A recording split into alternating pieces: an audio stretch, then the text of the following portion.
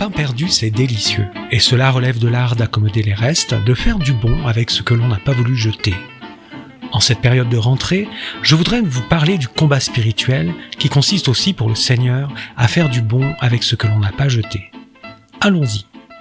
Le combat spirituel, le Christ l'a déjà mené et il a tout vaincu. Alors combattre, c'est éviter de laisser regagner par l'adversaire le terrain qui a déjà été conquis. Les bénéfices de cette victoire du Christ sont entièrement redistribués au moment du baptême. Il nous suffit de recevoir un peu d'eau sur le front. Si ce n'est pas encore fait, alors ne tardez pas à le demander au curé de votre paroisse. L'amour est vainqueur. Dans les mains de Dieu, cet amour est une puissance indestructible. La croix en est la démonstration.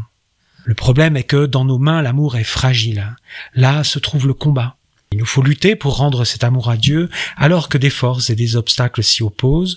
Nous-mêmes, quand nous voudrions plutôt aimer toute autre chose que Dieu, le démon, qui n'ayant pu empêcher l'amour qui vient de Dieu, pour nous, voudrait bien par envie détruire l'amour que nous rendons à Dieu, et enfin le monde est ces tourbillons où cet amour tente à se diluer et à se perdre. Le combat à mener, l'effort à produire, consiste à aimer, et aimer est proprement divin.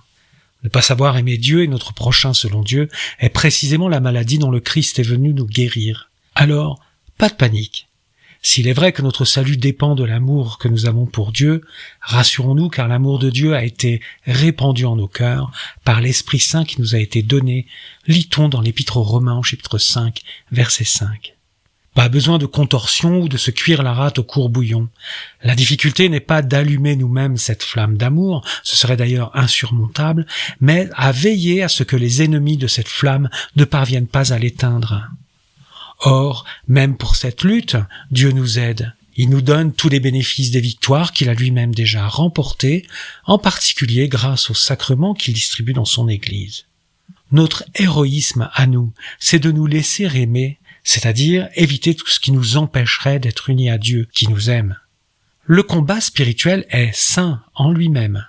Celui qui combat est déjà saint au moment même où il combat, parce qu'il combat par le Christ.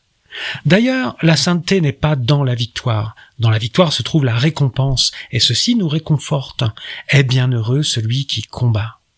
Les saints et les anges au ciel s'en réjouissent déjà, car celui qui lutte est un pécheur en train de se convertir, et il y a plus de joie au ciel pour un pécheur qui se convertit que pour 99 justes qui n'ont pas besoin de conversion, parce que les anges sentent avec plaisir la bonne odeur du pain perdu cuisiné par le Seigneur. Citation librement inspirée de Luc au chapitre 15, verset 7.